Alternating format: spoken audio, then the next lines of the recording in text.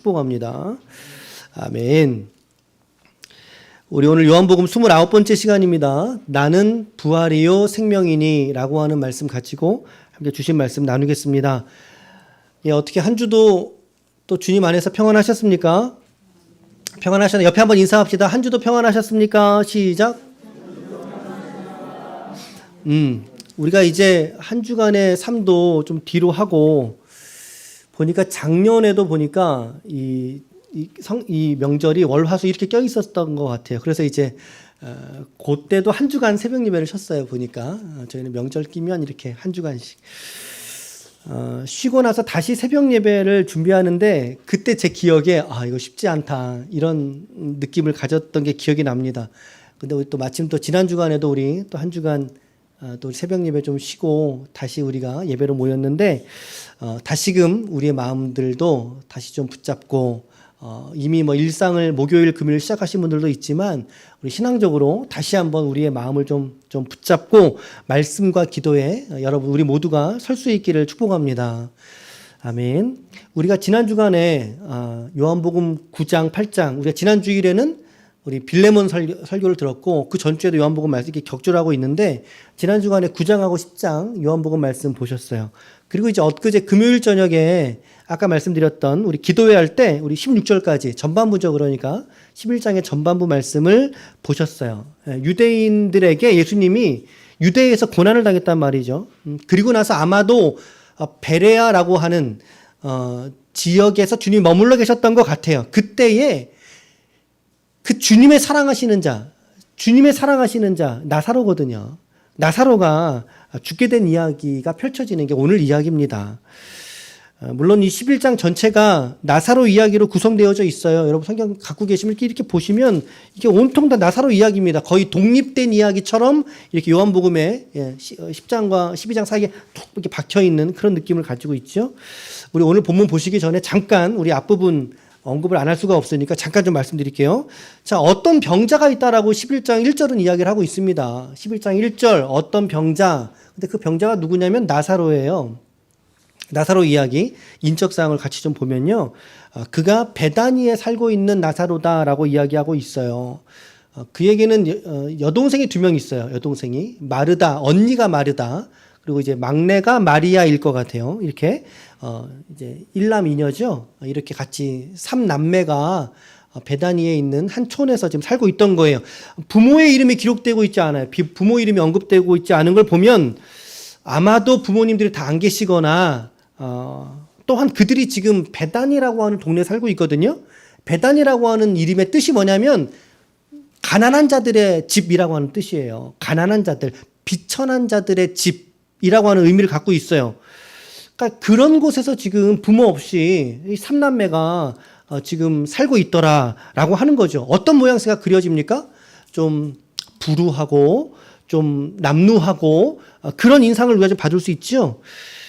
그런데 그런 상황 속에 있던 그들에게 그 가난에 있던 그들, 이 베단이라고 한 마을 자체가 예루살렘에서 오리밖에 떨어져 있지 않아요. 그러니까 2km밖에 떨어져 있지 않은, 그런데 이제 중심 사이로 들어가지 못한 사람들이 살고 있던 그런 부락촌이거든요. 근데 그렇게 힘들게 하루하루를 살고 있던 그 가정 가운데 오늘 이 나사로에게 어떤 소식이 들려온 거예요. 나사로에게 병에 걸렸어요. 이 마르다하고 마리아가 얼른 예수님에게 인편을 보냈어요. 주님 빨리 오셔서 좀 낫게 해달라. 빨리 오셔라. 예수님을 보내게 됩니다. 자, 그런데 주님이 그들에게 이런 말씀을 하시는 거거든요. 저 특이사항은 다 보셨죠? 자, 예수께서 들으시고 이르시되 뭘 들었어요? 지금 자기의 사랑하는 남매들인 그 나사로가 병들었다는 걸 들었어요. 듣고 나서 이르시되 이 병은 죽을 병이 아니라는 거예요. 이 병은 죽을 병이 아니야. 이 병은 뭐라고요? 시작. 하나님의 영광을 위함이다. 하나님의 영광을 위한 병이다. 우리 금요일 저녁에는 이 방점으로 해서 말씀을 우리가 또 잘 받지 않았습니까? 하나님의 아들이 이로 말미암아 이 병, 그러니까 더 나아가서 주님이 예측하신 건 뭐예요? 그가 죽어야 되는 것이고 죽음 이후에 그를 살리기까지의 그 표적, 이로 말미암아 당신께서 영광을 받게 한다. 이 표현은 당신이 참된 하나님의 아들이심을 드러내시려는 그런 의도가 있는 표적으로 주님은 이 말씀을 하신 거라는 거죠. 주님은 이 병의 목적이 하나님의 영광을 위한 것이다 라고 얘기하시면서 이틀 동안 더 유하셔요. 이틀 동안. 그 어간에 이미 나사로는 죽었거든요. 오늘 본문에 보니까 무덤에 있은 지 며칠이 지났다? 나흘이 지났으니까 하루 이틀 사흘 나흘이 사흘 전에 이미 의도적으로 주님은 이틀이라는 시간을 더 지체하게 됩니다. 지체하게 되고 그 어간에 나사로는 죽었죠. 자, 그제사 예수님이 제자들에게 이렇게 말씀하시는 거예요. 시작.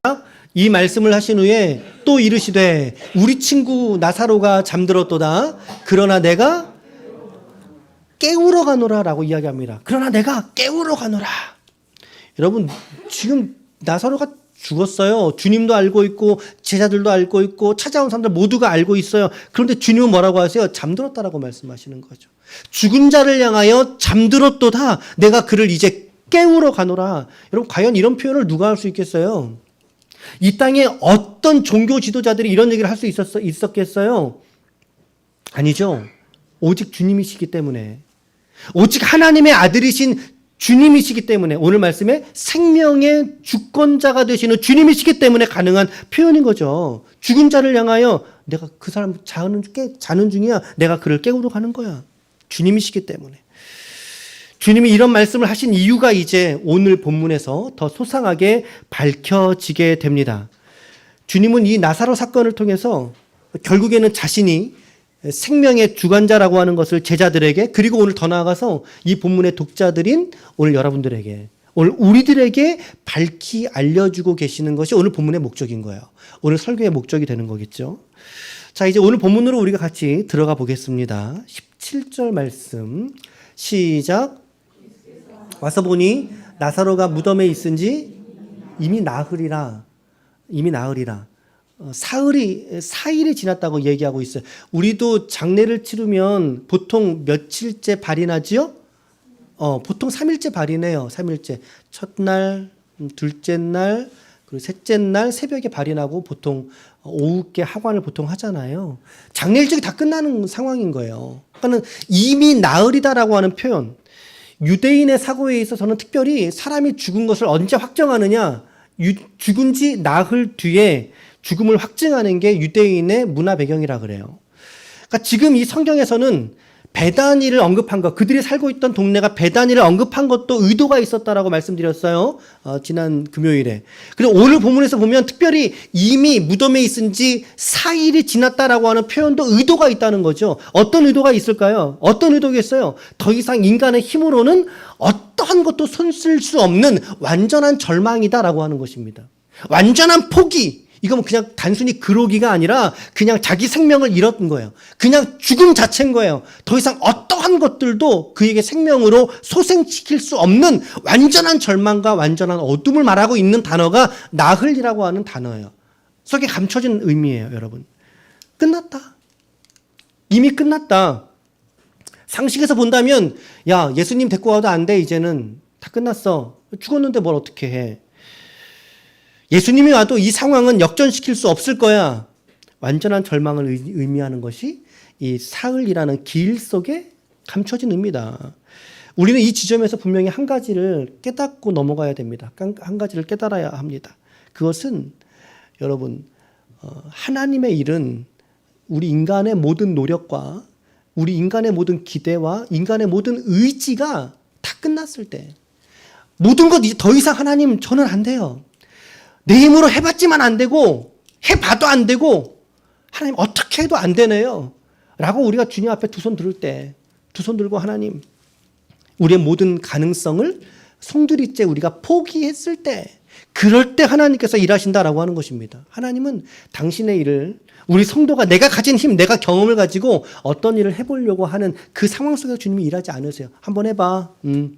내가 보고 있을게. 한번 해봐. 근데 어떻게 되죠? 안 돼요, 잘. 안 돼요. 포기하죠. 결국에는 그 상황 속에서 우리가 무엇을 선포해야 돼요? 죽음을 선포하는 거죠. 죽음을 선포하고 난 이후에 비로소 주님이 천천히 일하기 시작하시는 거예요. 그게 우리가 이 땅을 살아가다 보면 경험하게 되는 어떤 신앙의 원리 중에 하나라고 하는 것입니다. 내가 할 수 있는 가능성, 어떤 여지가 남아있는 중에 주님은 일하지 않으세요. 왜요? 그 일의 결과가 나의 공로가 들어갈 수 있거든요. 주님은 그거 원치 않으신다는 거죠. 그래서 우리 매일 성경 우리가 지금 묵상하잖아요. 매일 성경에서 믿음이 무엇인가 이렇게 해설을 하고 있단 말이에요. 참 좋은 해설인 것 같아요. 이런 지점이. 자, 믿음이란 무엇인가? 같이 함께 좀 읽어볼까요? 시작.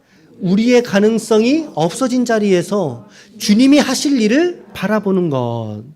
너무나 맞는 말이죠. 우리는 흔히들 믿음이란 무엇인가라고 말할 때 히브리서 11장 1절의 말씀을 곧잘 인용합니다. 그렇죠? 믿음이란 뭐죠? 그렇죠. 바라는 것들의 실상이요, 보이지 않는 것들의 증거다라고 하는 이해를 가지고 있어요. 뭐 그것도 너무나 맞는 표현이에요. 그런데 그 말씀 속에서는 히브리서 11장에 있는 그 믿음의 정의 속에서 우리가 오해하기 쉬운 게 하나 있어요. 그게 뭐냐면 내 노력은 어떻게 해야 되느냐라고 하는 거에 대해서는 말하고 있지 않아요. 내 노력은 어떻게 해야 되느냐? 내 바람이 있고 내 소원이 있지 않는가? 내 노력은 내가 열심히 내가 바라는 중에 소원하는 중에 열심히 바라고 소원하면 하나님께서 이 기도 응답하실 거야 라고 오해할 수 있는 소지를 남겨요. 그 히브리서 11장의 믿음에 대한 정의는. 물론 좋은 정의지만 우린 거기에 한 가지를 플러스해야 된다 그 말입니다. 한 가지를 플러스해야 돼요. 무엇을요? 나로서는 가능성이 없구나. 내가 죽은 자리에서 주님이 일하시는구나. 그러므로 나는 주님만 기대할 수밖에 없구나 라고 하는 거를 바라보는 게 그게 믿음이라는 거예요. 여러분들의 믿음이, 여러분들의 가정이, 여러분들이 바라고 소원하는 대로 우리가 이끌어져 갑니까? 내 건강이, 내 신체, 육체가 내가 원하는 대로 이끌어져 갑니까? 되지 않잖아요. 내 사업은요, 우리의 직장은 그렇게 됩니까? 그렇게 되지 않아요. 언제나 우리가 이 땅을 살아가면서 경험하는 것은 내 죽음이요, 내 절망 속에 우리가 있어야 되는 거예요. 오히려 거꾸로 말하면. 왜요? 내 절망 속에서 주님이 일하셔야 하기 때문에. 동의하십니까? 내 절망에서, 내 죽음에서야말로 주님이 그제서야 비로소 역사하실 수 있기 때문에, 할렐루야. 우리는 내 건강에 있어서 우리가 죽어야 돼요. 내 가정에 있어서 우리가 죽어야 돼요. 내 자녀에 있어서 내가 죽어야 돼요.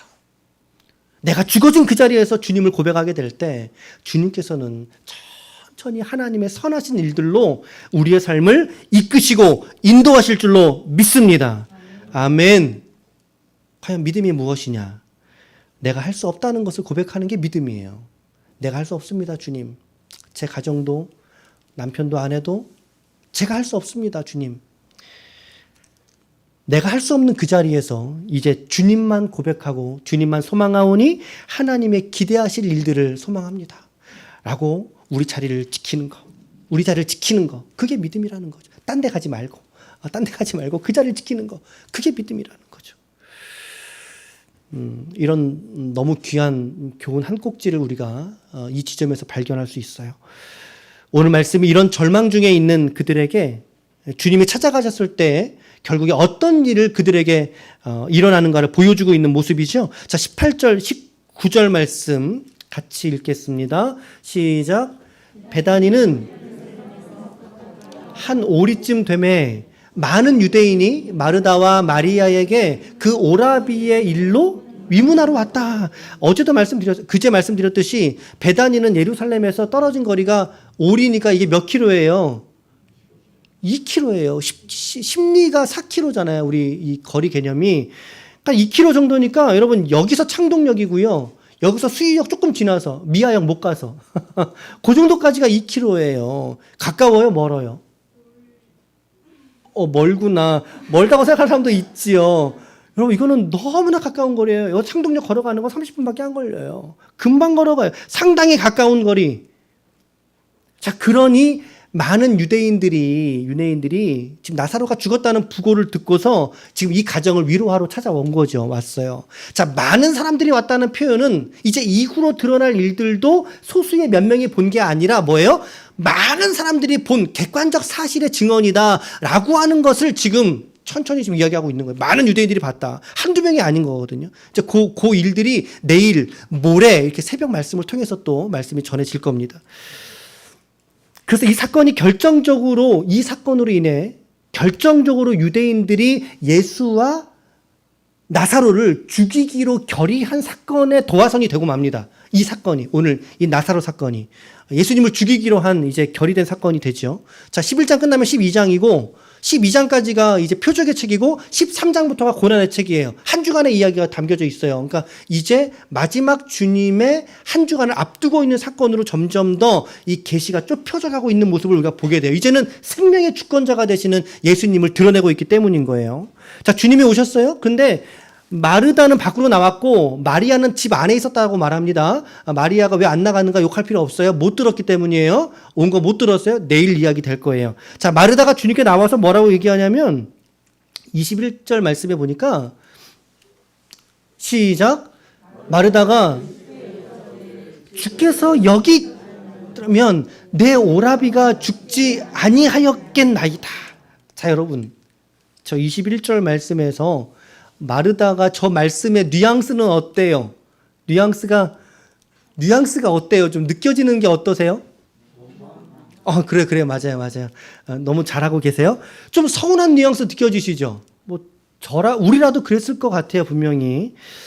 서운한 뉘앙스. 마치 주님이 계시지 않아서 죽은 것처럼.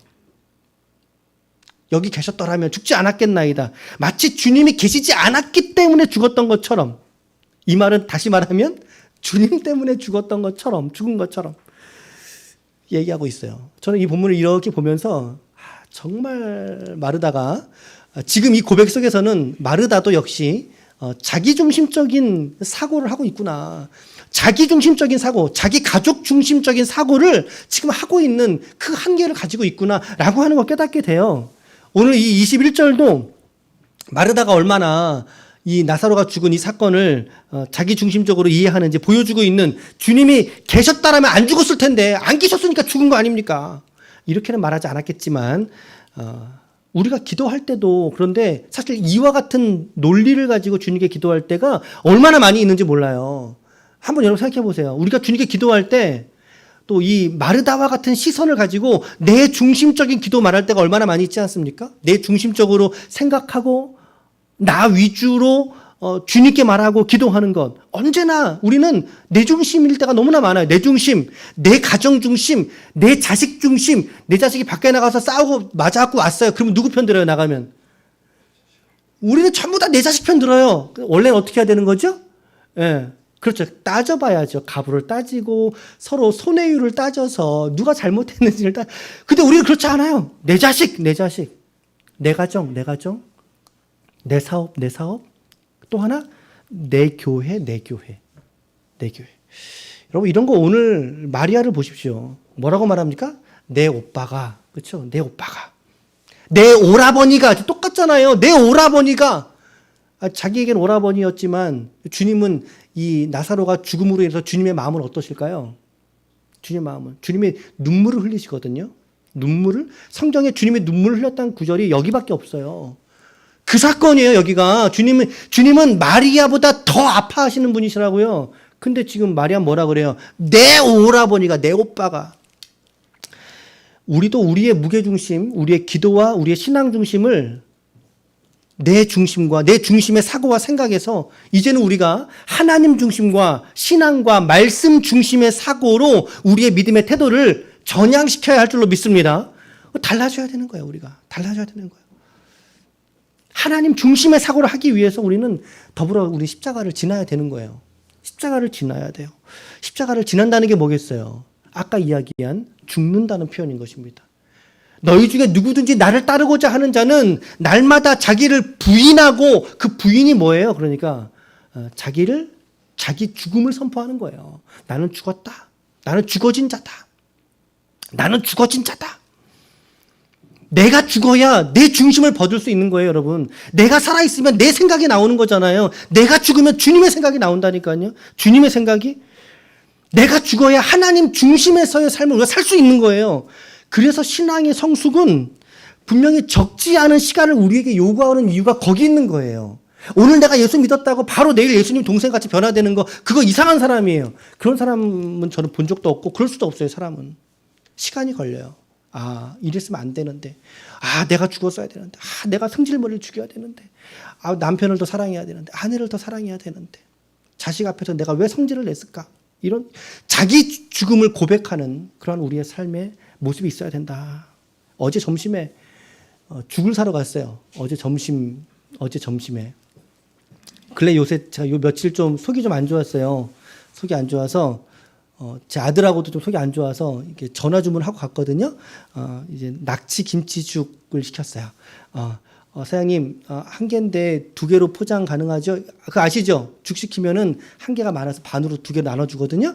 그래서 그나랑 저랑 이제 점심께 먹으려고 이제 10분 뒤에 오세요. 갔어요. 10분 뒤에 갔는데, 두 개로 포장해달라고 했는데 이게 한 개로 나온 거예요. 포장이 한 개로. 그 제가 얘기를 했지요.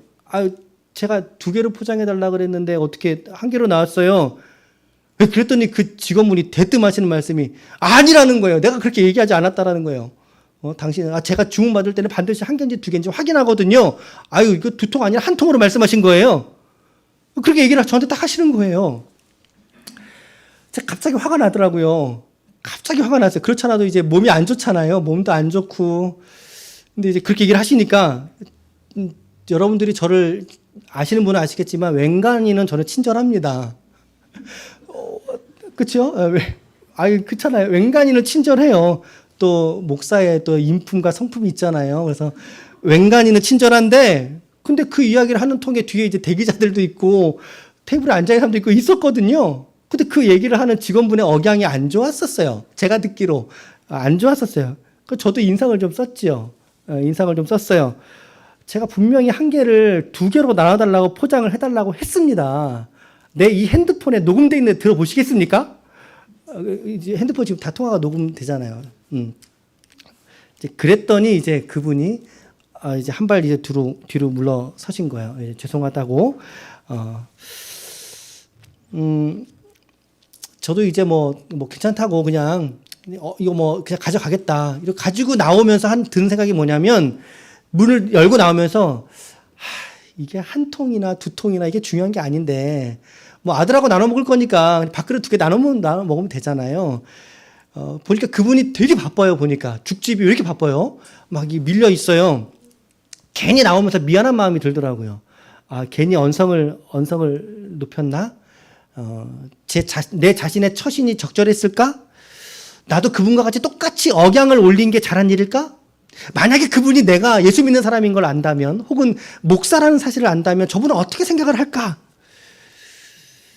물론 우리가 자잘못에 대한 가부를 묻는 것은 때론 필요할 때가 있습니다. 이런 거 있어야 되지만, 그런데 과연 자잘못을 따진 이후에 비로소 그 사람의 태도와 처신이 과연 이게 하나님 중심적인 태도인가? 라고 물어볼 수 있는 그러한 시간들이 우리에게 있어야 되겠다라고 하는 거죠. 그냥 이게 제가 얘기를 듣고서는 바빠서 잘 못 들으셨나 보네요. 제가 두 개로 나눠달라고 이야기를 했는데, 근데 그냥 주셨으니까 제가 이렇게 가져갈게요. 이렇게 말했으면 그분도 비록 실수했겠지만 그분도 그냥 편안하게 이렇게 했을 텐데, 저도 불편해지고 그분도 불편해지고 이랬어야 되는데, 이런 생각이 들었어요. 이렇게 설교를 치다가 준비하다가 과연 하나님 중심으로 살아가는 삶은 무엇일까? 내가 죽는다라고 하는 표현은 무엇일까라고 하는 그 고민에 대한 실제, 우리의 삶에 너무나 많이 일어날 수 있다는 거죠. 내 고집, 내 생각과 내 주장을 한 번쯤 쉬어보는 거예요. 한 번쯤 쉬고 한 번쯤 묻어보는 거예요. 그리고 한 번쯤은 져보는 거예요. 주님은 죽기까지 하셨잖아요. 근데 그거 한 번 져주는 게 그렇게 어려워서 이렇게 혈기를 냈을까? 여러분, 신앙 중심과 하나님 중심으로 살아가는 데 있어서 우리의 말, 그리고 우리의 생각, 심지어 그 말의 억양까지도 우리가 세심하게 살필 줄 안다면 얼마나 아름다운 삶이 될까라는 생각이 들어요. 근데 오늘 제가 이 얘기 드리는 건 오늘 마리아를 보시라는 거예요. 오늘 마리아가 이런 면에 있어서는 저 말을 지금 어떤 억양으로 어떻게 했는지 우리는 도무지 알지 못하니까 상상력을 동원할 뿐이지만, 오늘 마르다는 그런 면에 있어서는 오늘 약점이 있는 모습을 보여주고 있는 거예요. 마르다가 자기중심적 사고, 내 오라비가 죽지 아니하였겠나이다. 오늘 우리도 하나님 앞에 이런 마음으로 서 있다면 우리가 조금 생각을 바꿔야 돼요. 하나님 중심의 사고를, 내가 죽는 내 죽음을 고백하고 난 이후에서의 우리의 삶을 우리가 고민해 봐야 된다. 자, 마르다가 그런데 믿음이 있어요. 어떤 믿음이 있습니까? 22절로 이렇게 말하잖아요. 시작. 그러나 나는 이제라도 주께서 무엇이든지 하나님께 구하시는 것을 하나님이 주실 줄을 아나이다. 아멘, 아멘. 자, 이제라도 구하시면 나사로든 어떤 역사든 지금 이 상황 속에서 일어날 수 있지 않겠느냐라고 하는 거예요. 여러분 축복합니다. 오늘 주님이 여러분들 가운데 일하시면 여러분들의 모든 상황과 여건, 여러분들 현실을 뛰어넘으셔서 우리 하나님께서 일하실 줄로 믿습니다. 주님이 일하시는 게 중요한 거예요. 주님이 일하시는 게 중요한 거예요. 그 주님을 바라고 그 주님을 소망하고 우리의 가능성을 철저히 배제하고 버리고 오직 주님의 가능성을 바라보는 것, 그것이 믿음이라는 것을 오늘 성경은 우리에게 가르쳐주고 있어요. 자, 마르다가 이러한 이야기를 주님께 뱉어내니까 주님은 이제 23절과 24절로 대꾸하십니다. 시작. 예수께서 이르시되 네 오라버니가 다시 살아나리라. 마르다가 이르되 마지막 날 부활 때에는 다시 살아날 줄을 내가 아나이다. 마르다도 지금의 현실 속에서 지금 이 자기 오라버니가 죽어서 냄새나요. 사흘 됐으면 이미 썩어서 냄새나요. 그 상황에서 정말 나사로가 실제로 살아나서 나올 거를 예측하지는 못한 거죠. 그래서 언제 부활에 대한 믿음을 말해요? 그렇죠. 마지막 날의 부활에 대한 믿음을 말해요. 이것은 우리의 보편적 믿음이에요. 보편적 믿음.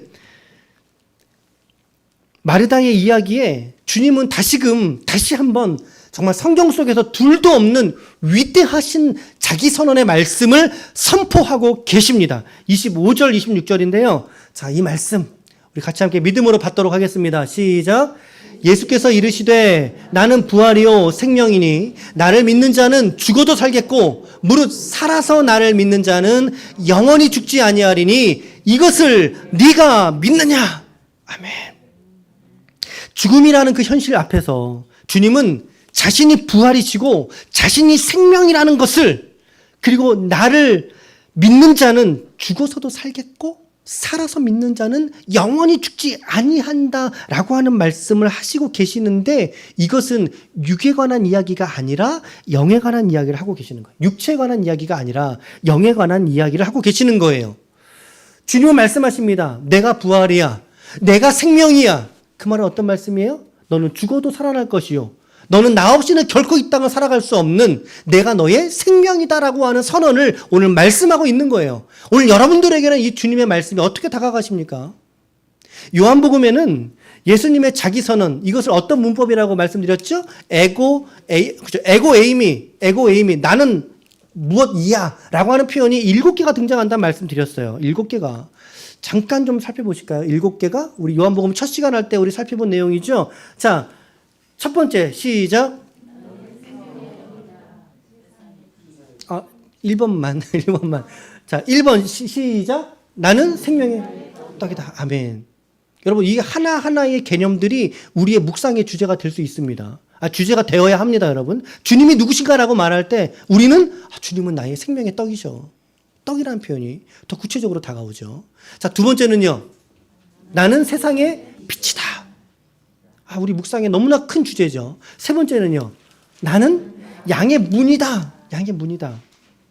양이 그 문을 통해서 꼴을 먹으러 들러 날락거리잖아요. 그렇죠? 양의 문이다. 네 번째는요. 나는 선한 목자다. 선한 목자다. 우리 시편 23편에 우리가 늘상 암송하는 그 선한 목자 되신 우리 주님, 우리가 묵상하지 않습니까? 다섯 번째는요. 나는 부활이요 생명이다. 여섯 번째는요. 내가 길이요 진리요 생명이다. 생명이다. 일곱 번째는요. 나는 참 포도나무이니라. 자, 이 7가지의 자기 선언의 공통적인 속성 하나만을 꼽으라면 그게 뭐겠어요? 예수님이 바로 생명이다라고 하는 것입니다. 믿으십니까? 믿으십니까? 예수님이 과연 생명이시도다라고 하시는 그 말씀을 예수님은 지금 이 7가지의 자기 선언 속에서 계속 하시는 말씀인 거예요. 그 중에서 우리가 오늘 본 요한복음 11장의 문맥은 몇 번째 자기 선언이세요? 그렇죠. 5번째죠. 5번째 자기 선언. 주님은 당신이 누구신지를 계속해서 말씀해주고 계세요. 자, 이와 같은 말씀을 하셨다라면 우리는 그냥 논리적으로 접근했을 때 이와 같은 말씀을 하셨다라면 주님은 둘 중 안에 하나일 수밖에 없어요. 첫 번째는 하나는 좌측 끝단은 미친 사람.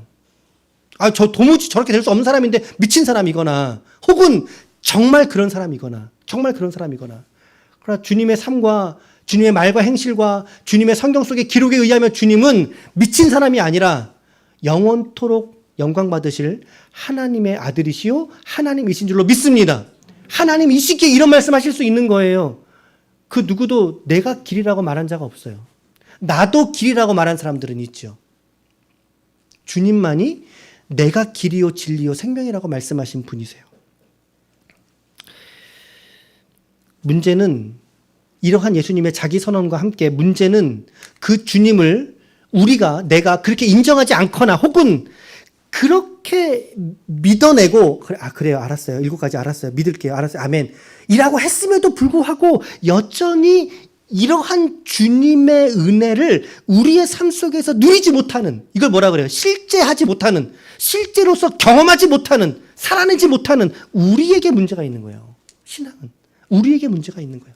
오늘 여러분들은 이 부활되시고 생명되신 주님의 은혜를 충만히 누리면서 살아가고 계십니까? 주님이 부활이시고 생명이심을 믿는다면 그 주님을 믿는 자에게 죽음이 두려울 수 있을까요? 사망이 두려울 수 있을까요? 아니죠. 죽음 이후에라도 끝까지 나를 붙드시는 그 주님을 믿기 때문에 죽음은 두려움보다 오히려 감사함으로 받을 수 있을 거예요. 막연함보다 두려움이 아니라 기쁨으로 결국에는 하나님께 나아가는 영광의 문의 첫 관문이 우리의 죽음의 사건이라는 것을 우리가 깨달을 수 있다는 것입니다. 그래서 이 말씀은 장례식장에서 많이 전하는 말씀 중에 한 구절이 되는 게 그런 이유죠. 그래서 어떤 목사님은 사망아 문을 열어라 이런 표현을 쓰셨어요. 사망아 문을 열어라. 내가 그리로 들어가서 하나님의 영광의 얼굴을 배우리라. 여러분 똑같은 죽음이 누구에게는 막연한 두려움의 대상이 되지만 누구에게는 하나님의 영광을 배우는 통로가 될 수 있다면 오늘 여러분과 저는 어느 위치에 서야 되겠습니까? 오늘 우리 어느 위치에 서 있습니까 여러분? 주님이 부활이시고 주님이 생명 되신 줄로 믿습니다. 아멘. 그래서 주님이 부활되고 생명된 성도만이 순교의 열매를 맺을 수 있는 거예요. 맺을 수 있는 거예요. 자기 신념으로 죽으면 망하는 자가 되는 것이지만 그러나 이 믿음 주님은 나의 부활되신다. 그리고 생명되신다라고 하는 믿음이 실제라면 우리 성도들의 삶이 오늘 여러분들의 삶이 비록 죽음 앞에 있다 할지라도 죽음과 같은 삶 앞에 있다 할지라도 우리의 눈은 그 죽음 같은 두려움을 바라보는 것이 아니라 죽음 속에서 부활하심으로 우리를 일으켜 주실 주님을 바라보게 되는 줄로 믿습니다. 그 주님을 끝까지 믿음의 주여 온전케 하시는 주를 끝까지 목동하며 바라볼 수 있는 여러분들의 믿음 되시기를 축복합니다. 사망과 음침한 골짜기를 다닐지라도 때로는 그 음침한 골짜기 속에서 해를 당할지라도 시편은요 해가 없다라고 말하지 않아요. 해를 당할지라도라고 말하고 있어요. 우리 성도들이 살아가는 삶에서 왜 해가 없다라고 생각합니까? 우리는 해를 당해요. 그렇죠? 새가 그물에 걸리는 것처럼 우리에게 사건 사고가 호련히 걸려들기도 해요. 하지만 중요한 건 무엇입니까? 그 가운데 나의 부활되고 생명되신 주님을 바라보아야 된다라고 하는 것입니다. 그래서 우리 성도는요, 여러분, 이런 사람들이에요. 예. 이거는 제 말이에요. 제가 적어놓았어요. 제가 생각해봤어요. 성도는 주님이 없는 인생을 꿈꿀 수 없는 사람들이다. 동의하십니까? 예, 성도는 주님이 없는 인생을 꿈꿀 수 없는 사람들입니다. 우리 가족으로 남편, 아내, 자식들, 애인, 연인 있지만 모두 다 우리가 이 땅에서 이별을 해야 될 사람들이죠. 이별해요. 우리 곁을 떠나가겠지만 그러나 성도들에게 주님은 사망으로도 막을 수 없는 주님과 완전한 연합 가운데 그게 포도나무 비유의 원리잖아요. 주님과 완전한 연합 가운데 주님께서 우리를 생명의 길을 인도하실 줄로 믿습니다. 이 주님을 저와 여러분들이 끝까지 믿음으로 감당할 수 있기를 축원합니다. 그게 우리의 믿음이 되고 신앙이 되어야 되는 거예요. 여러분 우리의 삶에 있는 어떠함들에 우리의 시선을 너무 과도하게 치우치지 마시고 주님을 믿는 그 믿음을 가지고 우리에게 주신 이 일들을 해석해 나아가고 감사함으로 받을 수 있는 오늘 우리 모두가 되시기를 바라요. 오늘 주님은 마르다에게 물으셨어요. 뭐라고 물으셨어요? 마지막에 내가 믿느냐라고 물으셨잖아요. 믿느냐. 그게 몇 절이었어요? 아까 27절이었죠. 자, 주는 믿느냐라고 이제 물을 때 마르다가 이렇게 대답했단 말이에요. 27절로. 자, 우리 함께 우리 마르다의 신앙 고백. 자, 이 고백이 오늘 우리의 고백으로 우리가 실제 우리의 고백으로 받아서 우리 당당하고 담대하게 이 말씀 함께 외쳤으면 좋겠어요. 자, 27절 다 함께요. 한 목소리로 시작. 이르되 주여 그러하외다. 주는 그리스도시요 세상에 오시는 하나님의 아들이신 줄 내가 믿나이다. 할렐루야. 할렐루야. 여러분 27절 말씀에서 주는 그리스도라고 하는 표현, 그러니까 주라는 표현은 예수님을 말하는 거고 그리스도라고 하는 표현은 메시아, 기름 부음 받은 자라는 뜻이거든요. 이게 다른 개념이에요. 지금은 설명 안 할게요. 이 주는 그리스도라고 하는 이 표현, 우리 묵상의 주제입니다. 그리고 세상에 오시는 하나님, 하나님이 이 땅에 다시 오셔요. 네? 초림지로 오신 그 예수가 이제는 재림지로 다시 오신다고요. 근데 그분이 하나님의 아들이시라고요. 우리의 묵상의 주제로 너무나 귀한 고백을 지금 마르다가 하고 있어요. 자, 이 표현들 여러분들 좀 한 주간에 여러분들의 과제를 좀 드려볼게요. 자, 우리 이 시간에 적용과 결론 우리 세 가지로 하면서 마치도록 하겠습니다. 세 가지인데, 자, 1번 첫 번째 시작. 우리의 가능성을 붙들고 살아가자. 아멘. 두 번째는요. 자기 중심의 사고에서 벗어나 하나님 중심, 신앙, 말씀 중심의 삶을 살아가자. 세 번째는요. 주님이 부활되고 생명 되심을 믿고 그 믿음으로 우리의 맡기신 일상을 생명력 있게 가자. 아멘. 여러분, 하나님은 오늘 저와 여러분들의 신음까지도 들으시는 좋으신 하나님이신 줄로 믿습니다. 아무쪼록 이번 한 주간도 그 주님과 함께 동행하시고 말씀 안에 함께 거하시고 그 주님의 부활되심과 그리고 생명되심을 충만히 누리시는 그런 여러분들의 일상을 살아내시는 하나님의 거룩한 종들이 다 되시기를 예수님의 이름으로 간절히 축원합니다. 축원합니다.